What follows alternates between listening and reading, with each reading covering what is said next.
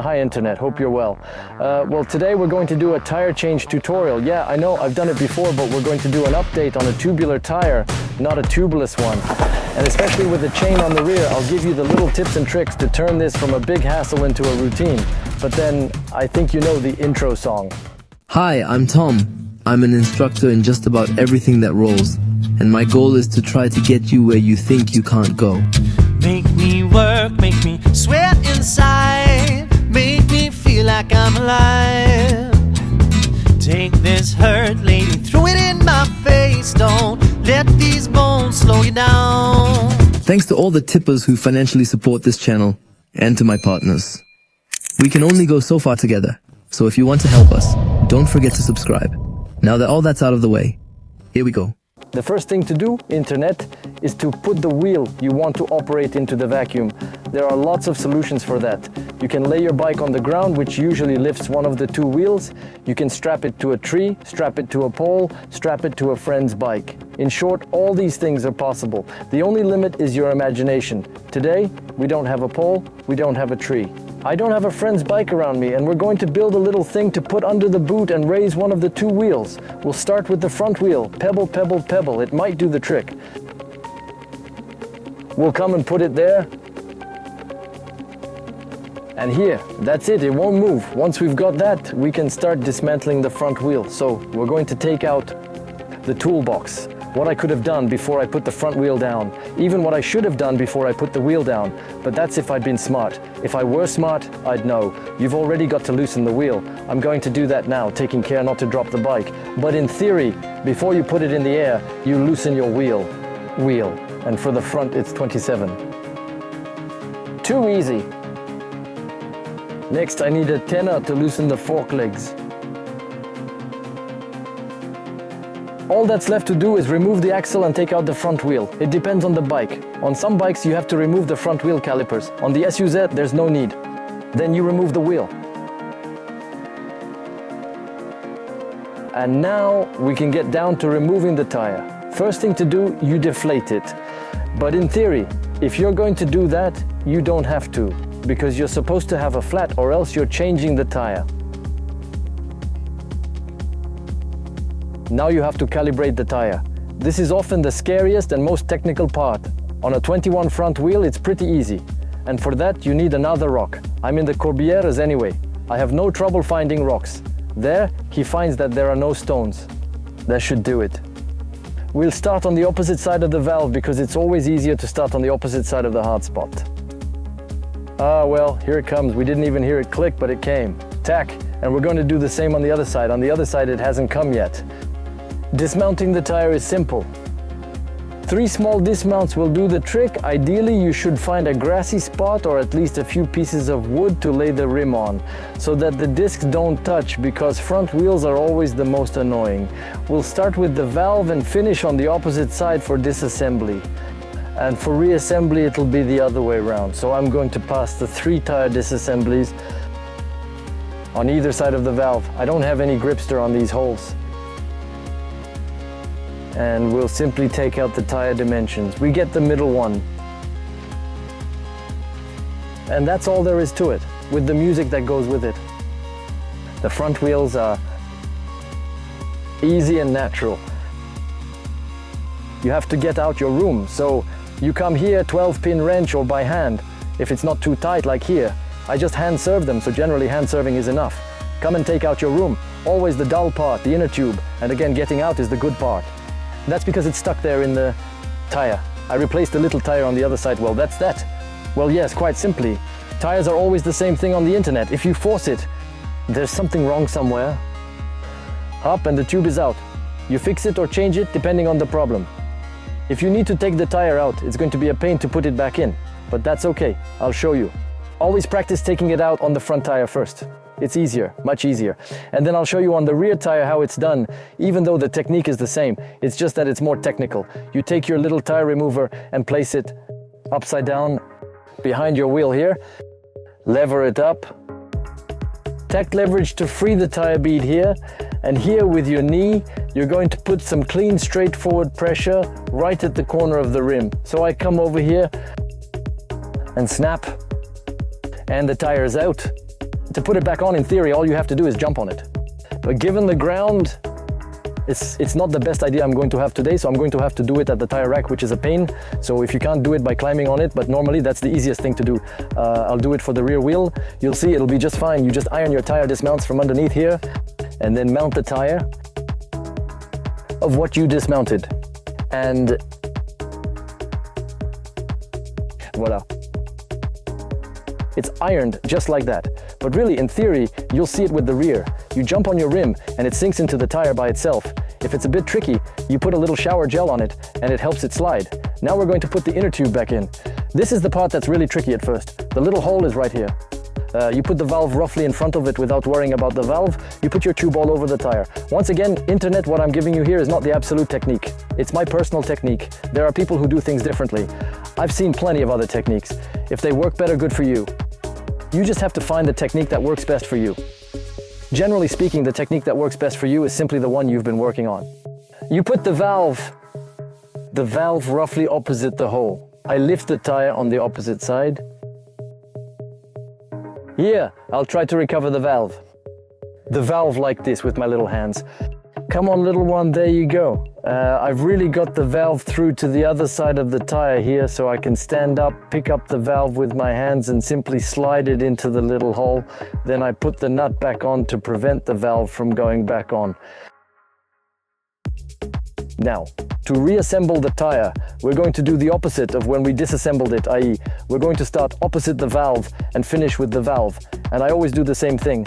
Careful with my discs, so I'm going to do it on my knees. The valve is well away from me, so I start here very gently to reset the tire. Tack and tack. And we continue to the end, taking it one step at a time without being too greedy.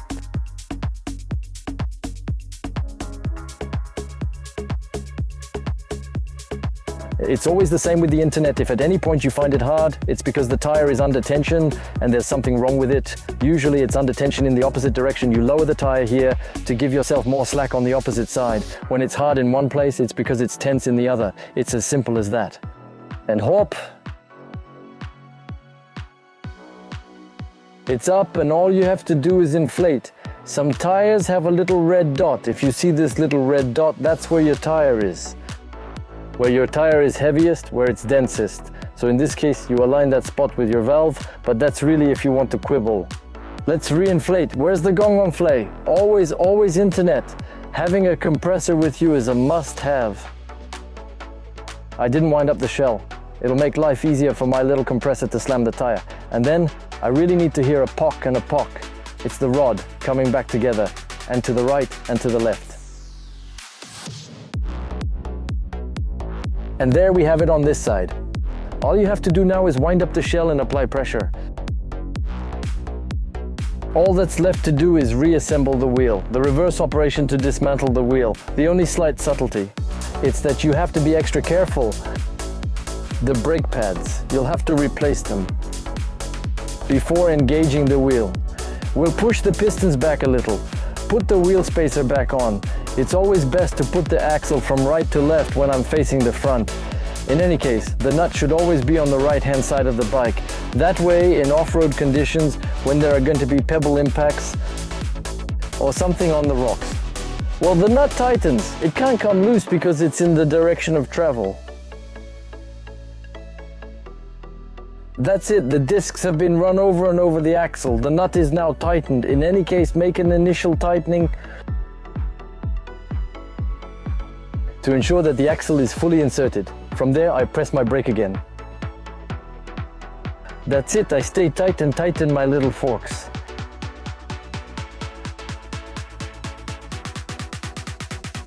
I now come to do my front wheel clamp. Right, a change of scenery for the rear internet wheel and a bit of shade doesn't hurt. So it's 32 to loosen. It'll be nice to put it back on after the wheel. And that's a good choice. It's a very, very good choice. Then, once you've removed the nut, you just come into neutral and derail the chain. Once you're in neutral, you just push the axle a little. You then remove the chain tensioner. Okay, remove your axle. Once the axle is removed, you gently remove your wheel by removing your rear caliper. Move to the other side in preparation for reassembly. Remove your 2 spacers. I'm already depressed just thinking about reassembly. Are we going to do the tire again or not? Because it's the same thing as the front wheel. Just take out the tire, knee it. Okay, internet, we'll do it. But really for you, because it's 35 degrees. We're hot and it's the same as the front wheel. But come on, we'll do the rear wheel too, just for the heck of it, because that's all we've got time for. The simplest solution, if you're on your own and don't have a friend, and you want to beat up the tire, is before you dismount your wheel. You remove the casing and ride on hard ground, making slightly dry turns on the flat. However, you have to know how to do it. You've got to know how to do it because it can quickly become dangerous, because when it comes loose, it's going to come off at once. And the other thing is that you risk bursting your inner tube. That's one of the risks. It's not compulsory, but it's one of the risks. Here's the easiest way is to ride someone else's bike. You come to your tire underneath and pull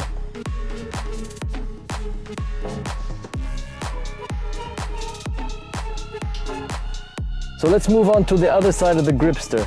And for all those who have been wondering what I mean by gripster, what's a gripster? A gripster is this little thing here. It's simply something that makes a dent in the bottom of your rim. What's it for, you ask? Well, simply put, when you're off-roading and you're playing a bit with your pressures, you're going to have some big wheel knocks that are going to be balanced out at throttle level. So your rear wheel will spin. The risk is that your wheel will spin faster than your inner tube and you'll cut the valve. This is supposed to keep your tube glued to the bottom of your tire to prevent it from cutting. That's just it. Is it really useful in pure enduro? Yes.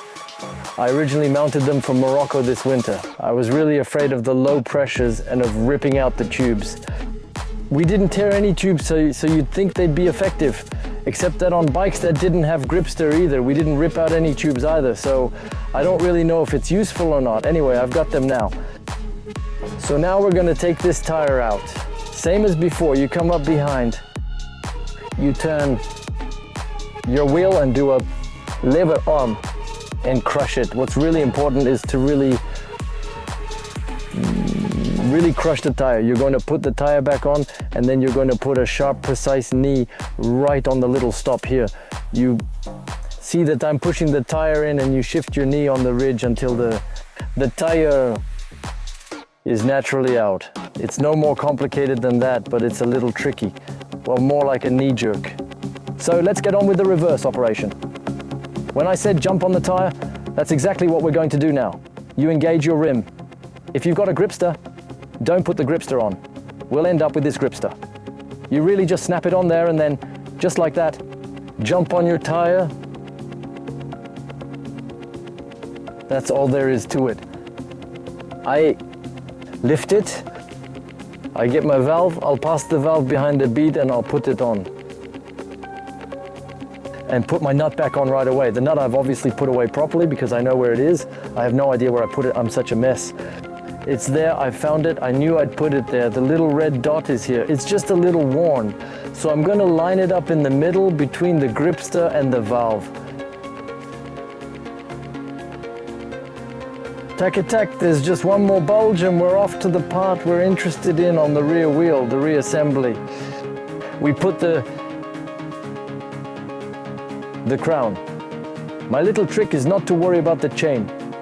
We'll pass the chain behind the sprocket. We'll take care of it at the end. Then what's often a pain too is to put the stirrup back into the guide. We'll put the caliper on before we engage the wheel and put it in the guide afterwards. That's the second trick. Take the chain, put it behind the sprocket and forget about it. Just make a little room. That's it, the stirrup is through. I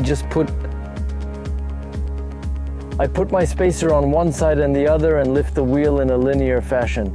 Lift it up. I wedge this in its throat and then I just put the pin. Now all I have to do is slide I'll just take the axle to the other side. For the time being, I'm not putting the chain tensioner back on, as this is the moment when I'm going to re-engage my chain. I'll just do it, put it back on the teeth. we push the wheel back to the other side so that it's at the bottom, and then it goes on by itself. Always the same, no need to force it. If it does, there's something wrong. I just put my turnbuckle back on. The washer and the nut. And before tightening, I take a screwdriver, a sharp rock, whatever you want, that's gonna put the tension, the wheel in the right place. And of course, if I'd been smart, I'd have taken the wrench. But if I was smart, thank you, of course I'd put the clamp back on. Anyway, I think we're at the end, and I'm a bit hot. I don't know if it shows, but I'm a bit hot. And on the internet, I've made a small mistake in reassembling the rear wheel. It's subtle, but if you listened carefully to the video, you can figure it out. If you do, write it down in the comments. Yes, of course, the internet. Before you take your bike down from where you've been tinkering with it, remember to pump your rear brake. Not like me, because if you don't, you'll throw yourself downhill and then you'll simply have no rear brake. But then you have to be clever. And if I were smart, this would be it. You don't follow Robin. Well, come on, there's only one thing left to say. See for yourself.